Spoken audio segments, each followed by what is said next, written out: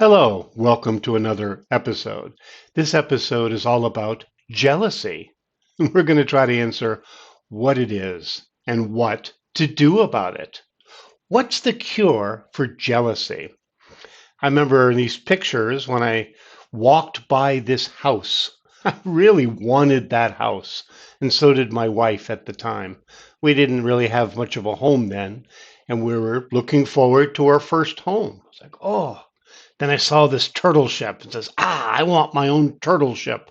That looks pretty neat.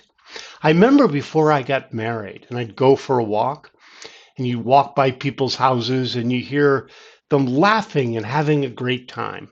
And I remember that feeling of jealousy. I wish I had a wife. I wish I had kids. I feel kind of lonely today. So jealousy. It hits us all in various forms. So, what can we do about jealousy? Let's learn together. What does the Bible say about jealousy? Deuteronomy chapter 5, verse 21. You shall not covet your neighbor's wife, neither shall you desire your neighbor's house, his field, or his male servant, or his female servant, his ox, or his donkey, or anything that is your neighbor's. 1 Corinthians chapter 10, verse 23 to 24. All things are lawful for me, but not all things are profitable. All things are lawful for me, but not all things build up. Let no one seek his own, but each one his neighbor's good. Proverbs chapter 23, verses 17 to 18. Don't let your heart envy sinners, but rather fear Yahweh all day long. Indeed, surely there is a future hope, and your hope will not be cut off. James chapter 3, verses 13 through 16. Who is wise and understanding among you? Let him show by his good conduct that his deeds are done in gentleness of wisdom. But if you have bitter jealousy and selfish ambition in your heart, don't boast and don't lie against the truth.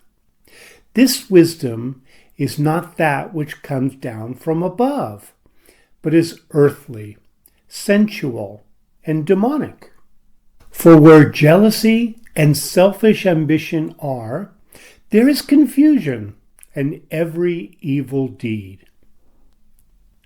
Proverbs chapter 24, verses 1 to 2. Don't be envious of evil men, neither desire to be with them. For their hearts plot violence, and their lips talk about mischief. Galatians chapter 5, verses 19 through 21.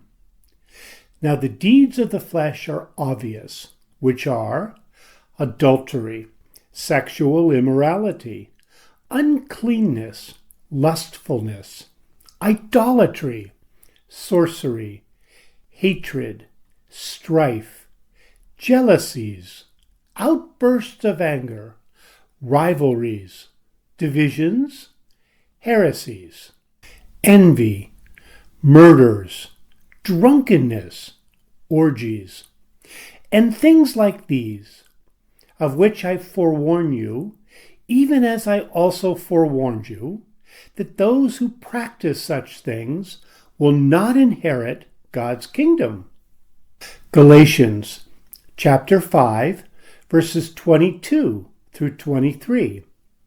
But the fruit of the Spirit is love, joy, peace, patience, kindness, goodness, faith, gentleness, and self-control. Against such things there is no law. Galatians 5:26. Let's not become conceited, provoking one another, and envying one another. Ecclesiastes chapter 4, verse 4. Then I saw all the labor and achievement, that is the envy of a man's neighbor. This also is vanity, and a striving after wind. James chapter 4, verses 4 to 6. You adulterers and adulteresses, don't you know that friendship with the world is hostility toward God? Whoever, therefore, wants to be a friend of the world makes himself an enemy of God. Or do you think that the Scripture says in vain, the Spirit who lives in us yearns jealously, but he gives more grace? Therefore it says, God resists the proud, but gives grace to the humble. Psalm chapter 37, verses 7 to 8. Rest in Yahweh and wait patiently for him. Don't fret because of him who prospers in his way, because of the man who makes wicked plots happen. Cease from anger and forsake wrath. Don't fret. It leads only to evil doing. Proverbs chapter 3, verses 31 to 32. Don't envy the man of violence. Choose none of his ways. For the perverse is an abomination to Yahweh, but his friendship is with the upright. Proverbs chapter 14, verse 30. The life of the body is a heart at peace, but envy rots the bones. Proverbs chapter 27, verse 4. Wrath is cruel, and anger is overwhelming, but who is able to stand before jealousy? Acts chapter 5, verses 16 through 18. The multitude also came together from the cities around Jerusalem, bringing sick people and those who were tormented by unclean spirits, and they were all healed. But the high priest rose up, and all those who were with him, which is the sect of the Sadducees, and they were filled with jealousy, and laid hands on the apostles, then put them in public custody. 1 Corinthians chapter 3, verse 3.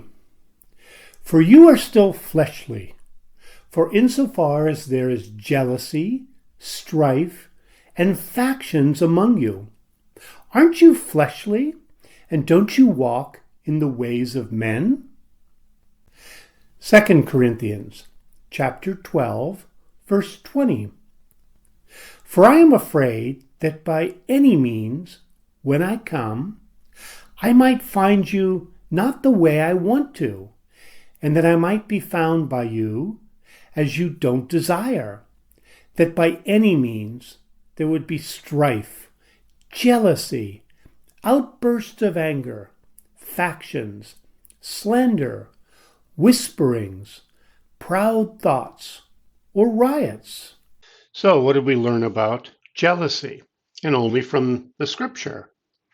Well, in Deuteronomy 5:21, you shall not covet your neighbor's wife, neither shall you desire your neighbor's house, his field, his male servant, his female servant, his ox or his donkey, or anything that is your neighbor's. Pretty clear command. Don't covet it. I really want what my neighbor has. And then in James, it says this, but if you have bitter jealousy and selfish ambition in your heart, don't boast and don't lie against the truth. And the same idea was in Galatians 5:26. Let's not become conceited, provoking one another and envying one another. This really strikes me again with social media. It's all about, selfish ambition and boasting and being conceited. I have more likes than you. I have more, watch hours than you. I have more followers than you. And I just went through that actually. I find myself checking how many people watch my videos. My shorts actually got a lot more views. And I thought, this isn't why I do this channel. I'd love for people to be helped, but I'm not doing it for views and for money and for watch hours. I'm doing it because I think we should look at the Bible only. Proverbs 14 says, "The life of the body is a heart at peace, but envy rots the bones." So why don't you have jealousy? Because it rots you from the inside out. Proverbs 27, "Wrath is cruel and anger is overwhelming, but who is able to stand before jealousy?" Proverbs 24 said, "Don't be envious of evil men, neither desire to be with them, for their hearts plot violence, and their lips talk about mischief." This is perfectly played out in Acts chapter 5, 16 to 18. The multitude also came together from the cities around Jerusalem, bringing sick people and those who were tormented by unclean spirits, and they were all healed. But the high priest rose up, and all those who were with him, which is the sect of the Sadducees, and they were filled with jealousy, and laid hands on the apostles, then put them in public custody. So these people were just going around getting rid of unclean spirits and healing people. But the high priest, they were filled with jealousy. So you're arresting people for doing good to the people. Great. Really is true. You know, don't be envious of evil men, for their hearts plot violence and their lips talk about mischief. I just want to rely on God. I want Him to bring good things to my life. There's always someone to be jealous of. There's always people who are going to be jealous of me. I want to get out of that vicious circle and stop being jealous. Just enjoy what I have. Be thankful every day.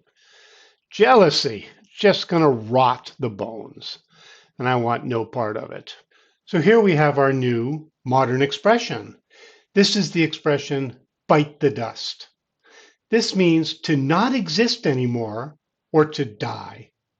So he had a bad car accident and he bit the dust. This comes from Psalm 72:9. "Those who dwell in the wilderness shall bow before him. His enemies shall lick the dust." So how did we move from lick the dust to bite the dust? But we did. So stop existing or die. Bite the dust.